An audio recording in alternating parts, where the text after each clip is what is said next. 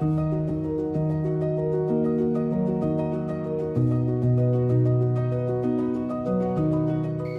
evening, Your Highness, sir. We are learners from COEC Model School, Tagama. My name is Kubai Precious Yakubu. We are running a project as a school known as Literacy Amidst Violent Conflict. We read a book titled Buried Beneath the Baobab Tree. The book is all about a teenage girl. When growing up, she was full of intelligence, obedience, dedicated, and full of life. She wanted to be a classroom teacher, a good housewife, and also obtained a university scholarship. Little did she know that fate has its own plan.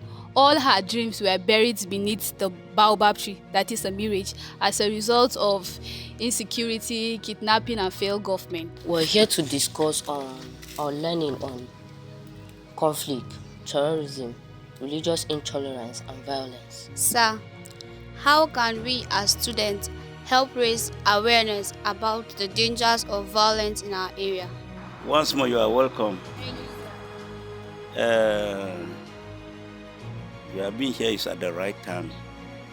Insecurity has contributed a lot to this insecurity, where we get under violence all the time. And to your question,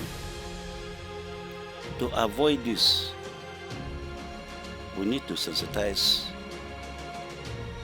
the society, especially the young people.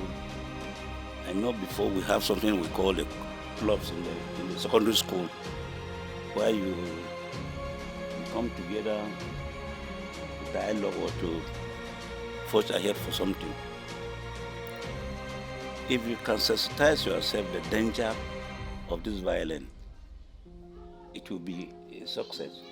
So, Your Highness, sir, there was a scenario where a father harassed his daughter sexually and she got pregnant, but the family had to terminate the pregnancy. So, traditionally, is there any effect, penalty, or taboo regarding this scenario? And if something happened like that, we have what we call Human Rights Commission. We just received a similar incident in Zonghua, where a 70-something-year-old man had a carnal knowledge with a 7-year-old girl. 7-year-old girl.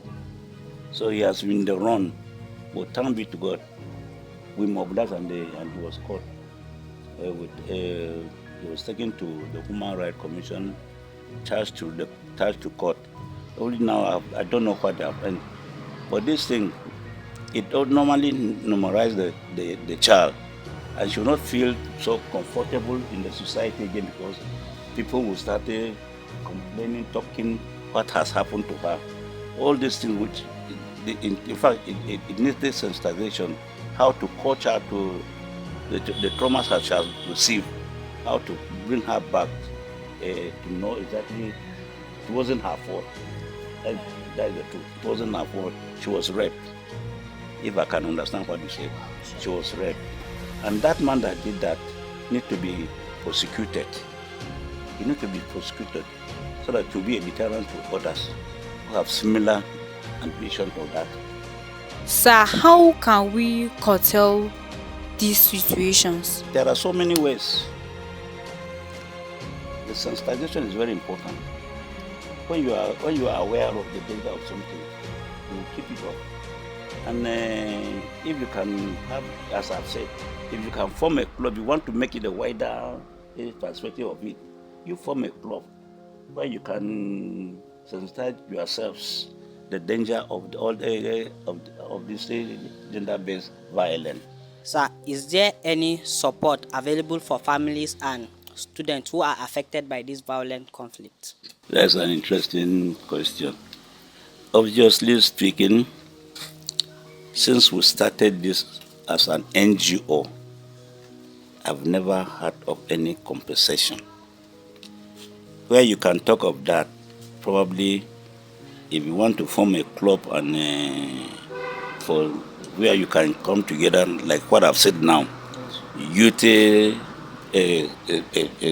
security, something.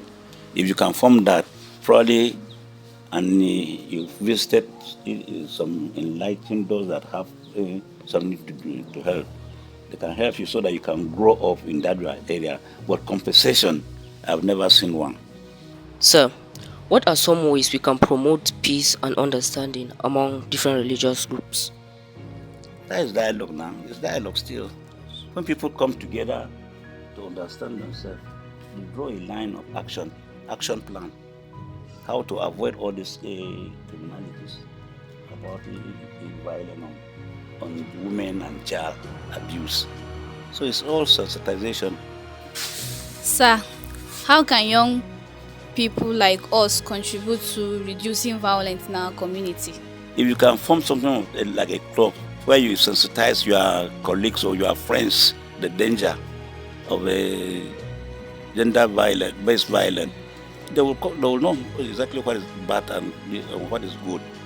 Because if you don't enlighten people, nobody will know. As I have said, you people are from a disciplined school, but like other school with government schools, in fact, most of the violence are from there because there's no discipline. Most of them, okay, if they're going and have their drugs, they will not even go to the class. They'll be raping their colleagues. Find that within themselves, they get themselves pregnant, which is unusual. Sir, you talk about sensitization. What if we employ that method and it doesn't work? Is there any way? Well, it depends on the approach you take now. It depends on the approach and those that are involved. It depends on the approach and those that are involved. And if you are trying to establish something of that nature, you involve your teachers, not only the students. Involve your teachers, involve some of the stakeholders that probably if they talk, they will listen to them.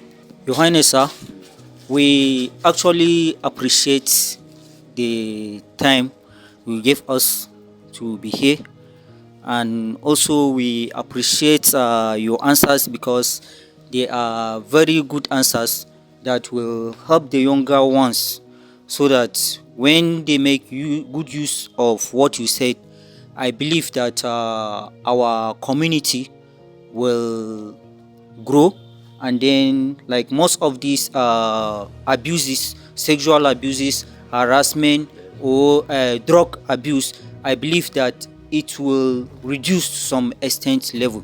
So we thank you, sir, for the time. Thank you very much.